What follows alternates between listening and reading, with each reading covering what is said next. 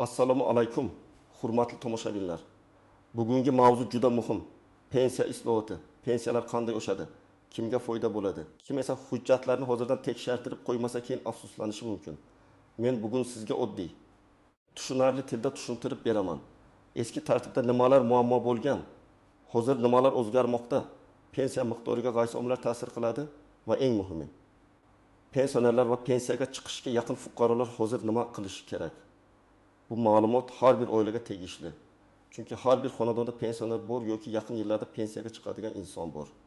Shuning uchun videoni oxirigacha ko'ring. Hoziroq kanalga obuna bo'ling, like bosib qo'ying. Men bunday mavzularni oddiy odam tushunadigan qilib, hujjat, qonun, real hayotdagi misollar bilan tushuntirib boraman. Avval pensiya masalasida eng katta muammo nima edi? Ko'pchilik odamlar yillar davomida ishlagan, lekin pensiyaga chiqish vaqti kelganda stajingiz to'liq tasdiqlanmagan, ish haqi ma'lumotingiz topilmadi, arxivda hujjat yo'q, mehnat daftarchangizdagi yozuv noto'g'ri degan javoblarga duch kelgan.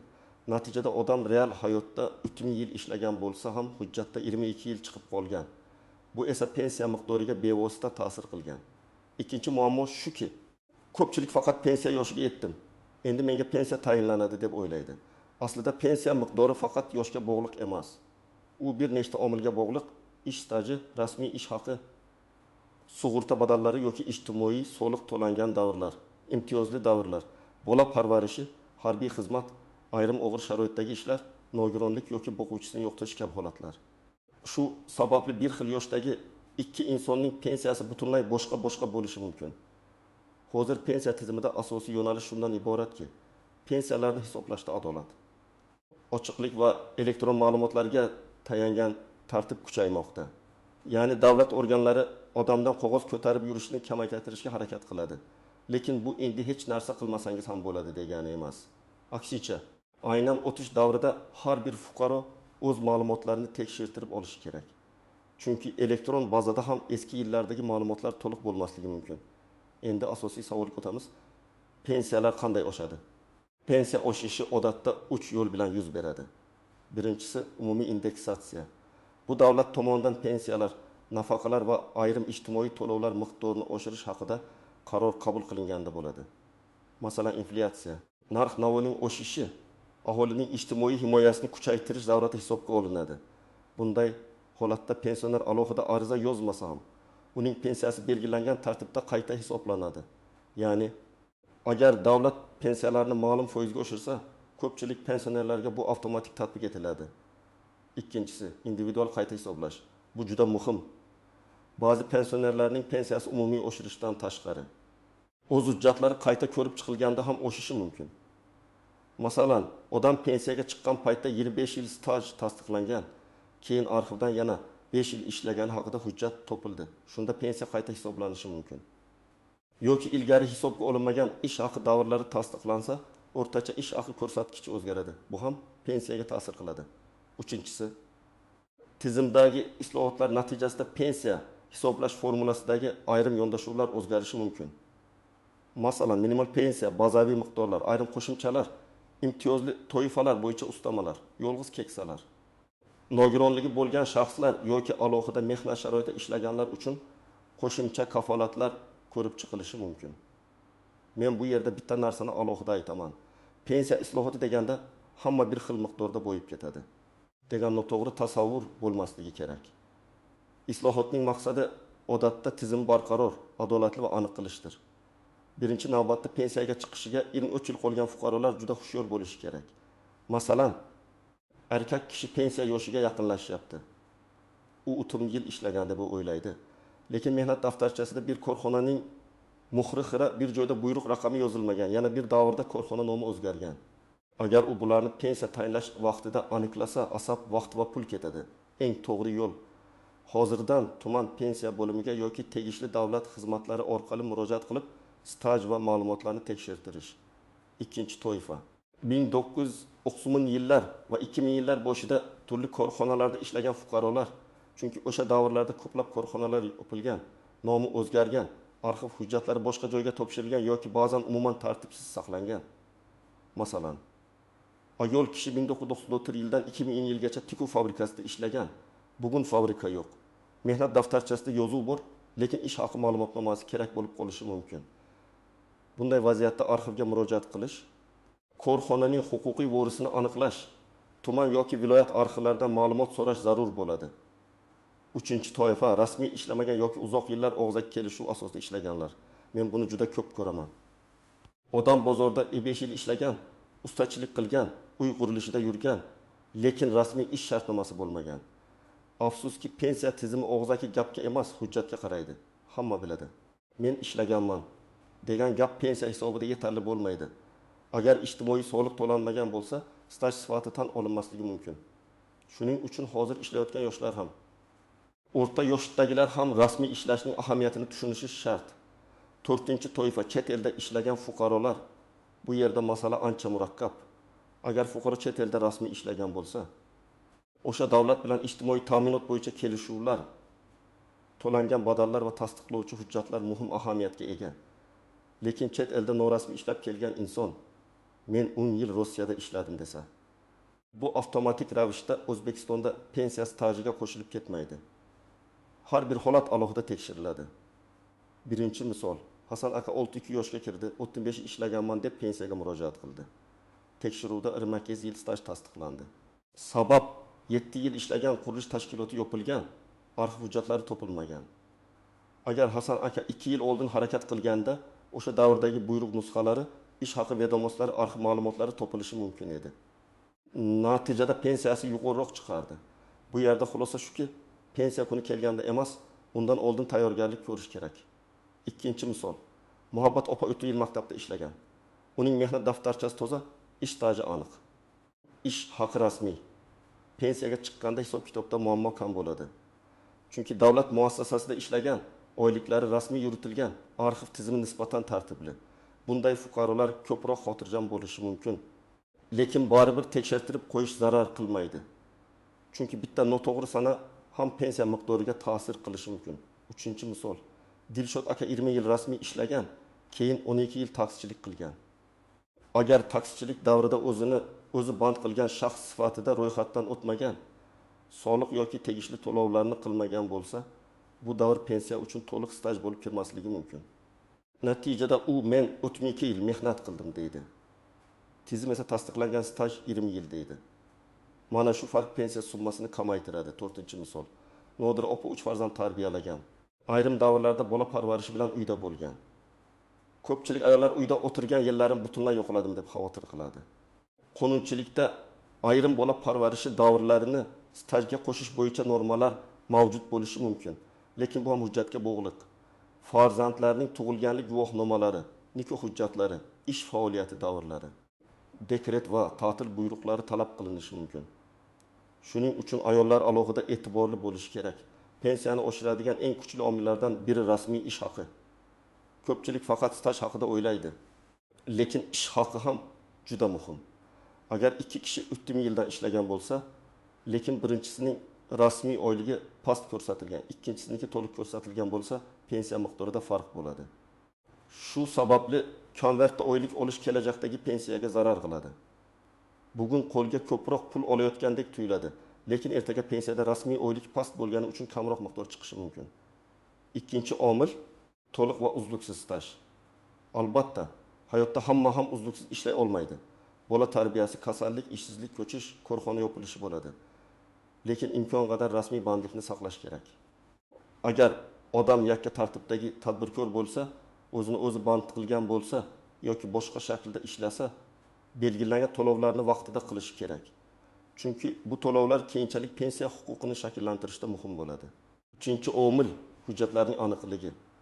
Mehnat daftarchasidagi har bir yozuvda sana lavozim, buyruq raqami, korxona nomi va muhr bo'lishi kerak.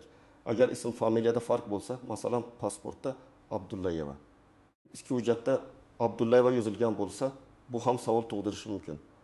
Ayniqsa ayollarda turmushga chiqqandan keyin familiya o'zgargan bo'lsa, nikoh guvohnomasi va familiya o'zgarishini tasdiqlovchi hujjatlar tayyor bo'lishi shart.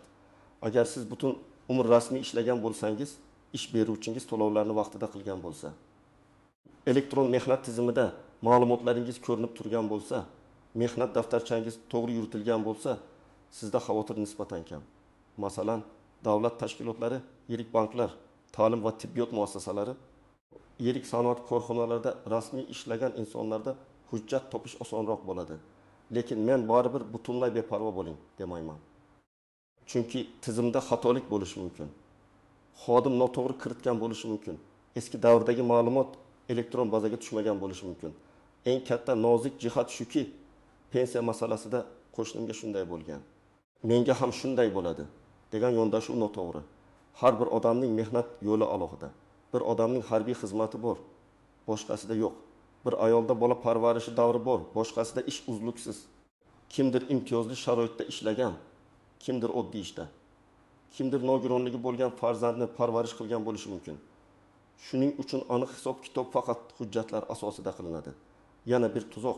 Pensiya tayinlangandan keyin odamlar endi o'zgarmaydi deb o'ylaydi. Aslida ayrim holatlarda yangi hujjat topilsa, pensiyani qayta hisoblatish mumkin. Masalan, siz pensiyaga chiqqaningizdan keyin eski korxonangizning arxiv ma'lumoti topildi. Yoki ish haqi bo'yicha ilgari berilmagan ma'lumotnoma olindi. Bunday vaziyatda murojaat qilish kerak. Lekin bu jarayonda muddatlar, tartib va hujjatlar talab qilinadi. Shuning uchun masalani cho'zmaslik kerak. Yana bir nozik jihat bank kartasi va pensiya olish tartibi. Ba'zi pensionerlar pensiyasi oshganini sezmaydi. Chunki qarzdorlik, aliment, kredit, ijro hujjati yoki boshqa ushlab qolishlar bo'lishi mumkin. Agar pensiyangiz kutilgandan kam tushsa, darhol pensiya oshmabdi deb xulosa qilmang. Avval pensiya bo'limidan hisob-kitob varaqasini so'rang. Bankdan tushumlarni tekshiring. Agar ushlab qolish bo'lsa, uning asosini aniqlang. Endi eng muhim qism. Siz hozir nima qilishingiz kerak? Birinchi qadam, barcha hujjatlaringizni bitta papkaga yig'ing. Pasport yoki ID karta, mehnat daftarchasi, diplom, harbiy bilet, nikoh guvohnomasi, farzandlarning tug'ilganlik guvohnomalari, familiya o'zgargan bo'lsa, tasdiqlovchi hujjatlar, eski ish joylaridan ma'lumotnomalar, ish haqi haqida hujjatlar, arxiv javoblari, nogironlik yoki imtiyozga oid hujjatlar bo'lsa, hammasini alohida saqlang. Ikkinchi qadam, mehnat daftarchasini sinchiklab tekshiring. Har bir ishga kirgan va chiqqan sana aniqmi? Korxona muhri bormi? Buyruq raqami yozilganmi? Korxona nomi tushunarlimi? Agar biror joyda xato ko'rsangiz, hozirdan tuzatishga harakat qiling. Korxona hali mavjud bo'lsa, kadrlar bo'limiga murojaat qiling.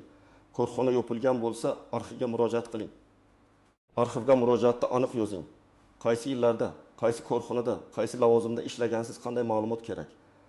Uchinchi qadam, elektron ma'lumotlaringizni tekshiring. Davlat xizmatlari markazi my.gov. Uz portali yoki tegishli pensiya va soliq organlari orqali siz haqingizdagi bandlik, ish haqi va to'lov ma'lumotlari qanday aks etganini bilishga harakat qiling. Agar internetdan foydalana olmasangiz, farzandingizdan, nabrangizdan yoki ishonchli tanishingizdan yordam so'rang. Lekin parol va shaxsiy ma'lumotlarni begona odamga berishda ehtiyot bo'ling. 4-qadam, pensiya bo'limiga borayotganda og'zaki gap bilan cheklanib qolmang. Ariza yozing. Arizada masalangizni aniq ko'rsating. Mening ish stajimni tekshirib berishingizni so'rayman. Falon yillardagi ish davrim hisobga olinmagan. Pensiyamni qayta hisoblashni so'rayman. Hisobda kitob asoslarini yozma shaklida berishingizni so'rayman. Yozma murojaatning afzalligi shuki, unga javob ham belgilangan tartibda berilishi kerak. 5-qadam, javobdan norozi bo'lsangiz, yuqori turuvchi organga murojaat qiling. Har bir rad javobining sababi bo'lishi kerak. Bo'lmaydi degan og'zaki gap yetarli emas. Siz qaysi qonun yoki qaysi hujjat asosida rad etildi deb so'rashga haqlisiz. Agar hujjat yetishmasa, aynan qaysi hujjat kerakligini aniqlab oling. Ba'zan odam bir yil yuguradi, aslida bitta arxiv ma'lumoti yoki bitta tasdiqlovchi guvohnoma yetishmayotgan bo'ladi. 6-qadam, ishlayotgan fuqarolar uchun. Bugundan boshlab rasmiy ishlang. Ish beruvchidan mehnat shartnomasi, rasmiy oylik, soliq va ijtimoiy to'lovlar masalasini talab qiling. Agar sizga oylikni qo'lda beramiz, rasmiy minimal ko'rsatamiz deyishsa, bilingki, bu kelajakdagi pensiyangizga zarba. Bugungi qulaylik ertangi keksalikda muammoga aylanishi mumkin.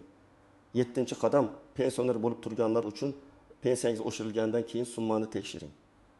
Avvalgi oyda qancha olgansiz, hozir qancha tushdi, qanday qo'shimchalar bor, ushlab qolishlar bormi?